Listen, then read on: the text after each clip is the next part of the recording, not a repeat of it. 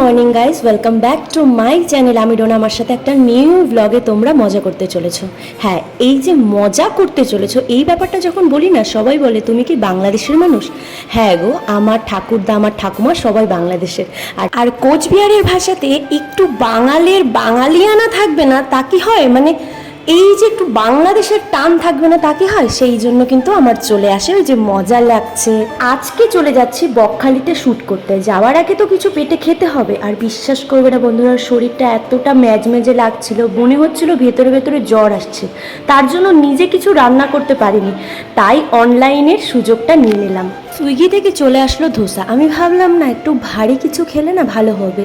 আর আজকে বকখালি যাচ্ছি শ্যুট করতে, কখন ওখানে গিয়ে খাওয়া হবে তার নিয়ে। সুইগি হওয়াতে আর বিভিন্ন অনলাইনে বিভিন্ন অ্যাপ হওয়াতে আমাদের যখন ইমার্জেন্সি পড়ে তখন কিন্তু আমাদের খুব সুবিধা হয়। এই যে দেখো না, কলকাতাতে তো মা নেই, এই জ্বরের মাথায় কি করে রান্না করবো, আমি বিছানা থেকে উঠতে পারছিলাম না, তাই সুইগি করে নিলাম। চলো ধোসাটা খেয়ে নেওয়া যাক। আর এই ধোসার মধ্যে নারকেলের চাটনিটা আমার ভীষণ ভালো লাগে। আজকে আমি অর্ডার দিলাম মশলা ধোসা।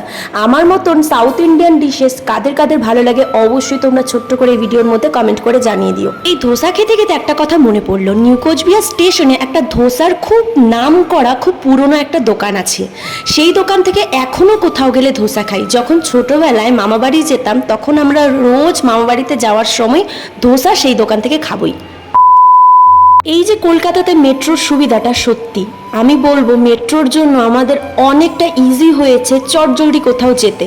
তো চলো, আমি টালিগঞ্জ মেট্রো স্টেশনে চলে আসলাম। আমার তো মেট্রো ধরতে গেলে টালিগঞ্জ মেট্রো স্টেশনে আমি চলে আসি।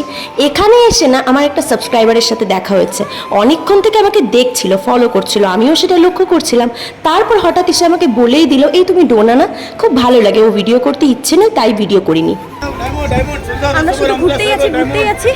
এই যে চারজন, চলো বকখালির বাসে যাওয়া যাক। একজন এদিকে বলছে, আমরা কিন্তু এদিক দিয়ে গিয়েছিলাম, একজন এদিকে বলছে একজন ওদিকে বলছে, আরে কি অবস্থা, চলো যাওয়া যাক।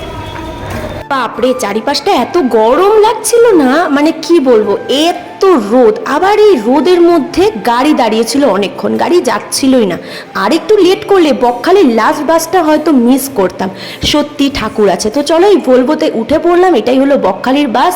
বাপরে, আমরাই হলো প্রথম প্যাসেঞ্জার। এতক্ষণ বসেছিলাম টানা 1 ঘন্টার ওপরে। বাসটা কখন ছাড়বে? ওই বলো বলো, আসছে। কি? আমরা আজকে 4 জন যাচ্ছিলাম বকখালিতে শ্যুট করতে। দেখো, বড় কিছু পাওয়ার আশায় তো আছি, তার সাথে সাথে কলকাতাতে থাকার জন্য ছোটোখাটো শ্যুট তো তোমাকে করতেই হবে। তার জন্য চলে যাচ্ছি বকখালিতে। যাওয়ার সময় এত সুন্দর মন্দিরটা দেখলাম, আর এত ভিড় হচ্ছিল, আমি আর জন্মেও আমি স্টেট বাস ছাড়া কোথাও উঠবো না। এই যে লোকাল বাসটায় উঠে আমাদের যা হ্যাপা সহ্য করতে হয়েছিল, শরীরটা পুরো টায়ার্ড হয়ে গিয়েছিল। দেখো, অনেকটা রাত হয়ে গিয়েছিল, তবুও আমরা বকখালিতে পৌঁছাইনি। এত লেট করছিল, ক্ষণে ক্ষণে দাঁড়াচ্ছিল। 2000 years later. গাইস, দেখতে পাচ্ছ আস্তে আস্তে আমাদেরকে চা দিয়ে দিয়েছে, আর আমরা এখানে সবাই বসে আছি। আমাদের প্রচন্ড পরিমাণে খিদে পেয়েছে এক প্রকার, মানে থাকতে পারছি না। চাটা খেয়ে একটু নিজেকে মানে করি, তারপর সত্যি প্রচুর। হ্যাঁ, চাটা খেয়ে একটু ঠিকঠাক হই তারপর। চলো, কাপটা ফাটা নাকি?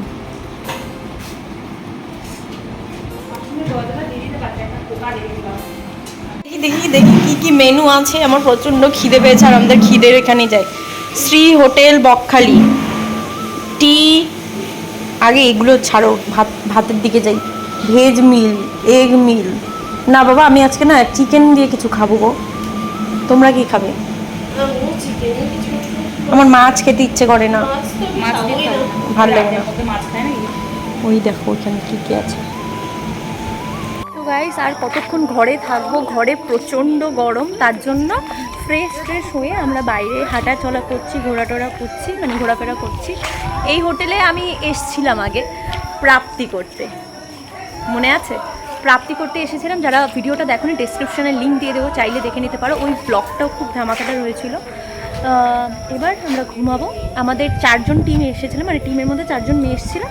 2 জনকে আলাদা রুম দিয়েছে, আমাদেরকে 2 জনকে আলাদা রুম, মানে 2 জন করে 2টো রুম। ঠিক আছে, তো চলো আমাদের রুমটা একটু ঘুরে দেখাচ্ছি। এই যে যাবো 60, হ্যাঁ হ্যাঁ, এই কে তালা দিল? এই দে না, রুমটা একটু দেখাই। বাহাতে নিলাম। তো চলো তোমাদের সাথে আমি রুমটা একটু শেয়ার করি। তোমাদের সাথে শেয়ার না করে আমার ভালো লাগে না।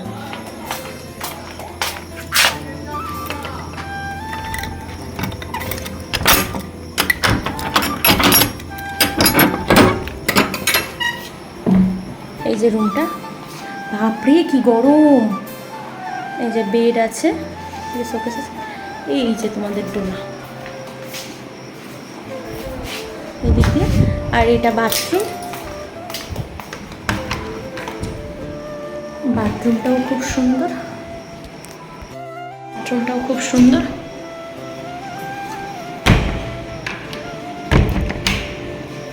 এই যে টোটাল রুমটা, ঠিক আছে, খুব সুন্দর রুমটা, কমফোর্টেবল। চলো তালা মেরে যাই, আমরা এখন ডিনার করবো, বাইরে আমরা একটু ওয়েট করি।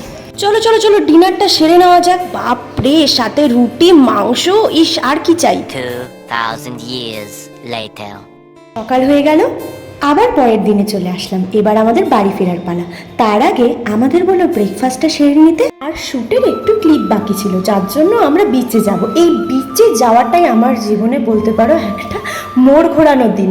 কেন বলো তো, যতক্ষণ আমি বিচে যাইনি ততক্ষণ আমার শরীরটা কিন্তু ফর্সা ছিল। যতক্ষণ আমি বিচে গেলাম তারপরে আমার এত পরিমাণে মুখ, চোখে, হাতে, পায়ে ট্যান পড়েছে কি আর বলবো। আর বিচে গেলে আমি না সেই লেভেলের না, অনেকে দেখো কি যে ট্যানের ভয়ে না বিচে গিয়ে সেই সমুদ্রে স্নান করে না, কিন্তু আমি না সমুদ্রে স্নান না করে সেই সমুদ্রকে সামনে থেকে দেখছি। আমি যদি উপভোগ না করি তাহলে কি আর হবে? এত সুন্দর দৃশ্য, বলো তো, কে স্নান না করে থাকবে? তো চলো স্নান করব, তার আগে যে ভিডিও ক্লিপটা ছিল সেটা কাজটা সেরে নেওয়া যাক। আমরা মোট 4 জন এসেছিলাম, আর 4 জনের মধ্যে 2 জনের শ্যুট অলরেডি হয়ে গেছে, আর 2 জন আছি। আমার সাথে যে আছে সে আমার থেকে একটু হাইটে লম্বা হতে পারে, কিন্তু ফিগারটা আমাদের 2 জনের সেম, তার জন্য আমাদের 2 জনকে একই সাথে দিল। আর আজকের শ্যুটটা নিয়ে অনেকে বলতে পারো কি শ্যুট, হ্যাঁ এটা বক্সিংয়ের শ্যুট ছিল।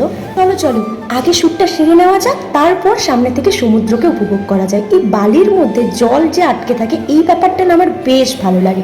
তো চলো স্নান তো করবো, তার আগে আমরা একটু ছ্যাবলামোটা মেরে নিই। ওয়াও, এত সুন্দর পরিবেশ। আর বন্ধুরা, তোমরা আমাকে অনেকে কমেন্ট করো যে ডোনাদি তুমি যখন গ্রামে থাকতে তখন কিন্তু এই লাইফস্টাইলটা দেখিনি, এখন তোমার লাইফস্টাইলটা অনেকটা চেঞ্জ হয়েছে। দেখো বন্ধুরা, চেঞ্জ তো হবেই, সময়ের সাথে সাথে নিজেকে চেঞ্জ করতে হয়, কিন্তু একটা কথা আমি সবসময় আমি নিজে মাথায় রাখি এবং তোমাদেরকে বলি, চেঞ্জ হও বাইরে থেকে, মনের দিক থেকে চেঞ্জ হও না। মনটা যেরকম আগে ছিল আমার গ্রামে থাকতে, সেম এখনও মনটা আমার সেম আছে। হ্যাঁ, কিন্তু ভুলভাল মানুষেরা ভুলভাল মন্তব্য করে, ভুলভাল দৃষ্টিভঙ্গিতে আমাকে দেখে, কিন্তু সেগুলো দেখে সত্যি বলতে বন্ধুরা আমার বিন্দুমাত্রও কিছু হয় না। তার কারণ আমি তো নিজে জানি আমি কীরকম আছি, তাই না? দাঁড়াও দুজনে একটু রিলস বানিয়ে নিই, যেহেতু দুজনে অনেক দিন বাদে দেখা হলো, তার জন্য রিলসটা তো বানাতেই হবে। শুটিং লাইফে দেখা হয়েই থাকে এরকম, আর আমাদের জানো তো ইন্ডাস্ট্রিটা অনেকটা ছোট। একদিন যার সাথে দেখা হবে, তারপর আবার কোন দিন শ্যুটে আবার ইনস্ট্যান্টলিভাবে দেখা হয়ে যায়, মানে বোঝাই যায় না। এই যে স্নান করছে এই জিনিসটার জন্যই কিন্তু লবণাক্ত জলটা গায়ে লাগছে, আর সূর্যের একটা এক্সট্রা তাপ গায়ে লাগছে, যার জন্য ট্যান পুরো ভরে গেছে, মাথাতে পুরো বালি টালি ভরে গেছে। আমি জানি না ট্যান কী করে রিমুভ করব। তোমরা যারা এই ব্যাপারটা জানো যে ট্যান কী করে রিমুভ করবো, সেই ব্যাপারটা আমাকে প্লিজ বলো। 2,000 years later.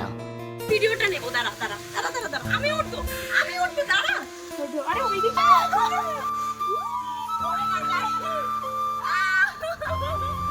বকখালিতে এসেছি, এত কিছু সামনে থেকে দেখছি, একটু বাচ্চামি করবো না?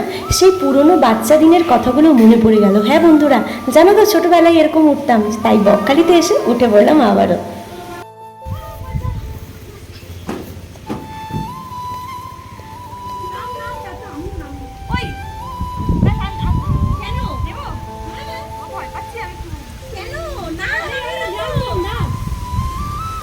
দোলনাতে উঠেছি, ঠেকি পাটে উঠেছি, ছোটবেলার নাগরদোলনায় উঠেছি। স্লিপারে উঠবো না, স্লিপারটা যেই দেখলাম রাউন্ড রাউন্ড, ও উঠেছিল, কিন্তু ওকে আমি তাড়াতাড়ি করে নামিয়ে দিলাম, বললাম আরে তুই তো মজা করছিস, আমাকে একটু মজা করতে দে। চলো, দারুণ লাগছে। আর আমার এইসব ভিডিও ক্লিপ দেখে কার কার মনে পড়ে যাচ্ছে পুরোনো দিনের কথা অবশ্যই বলো কিন্তু তোমরা। তো ফেরার পথে চা খেয়ে নিচ্ছি, চা লাভার তো।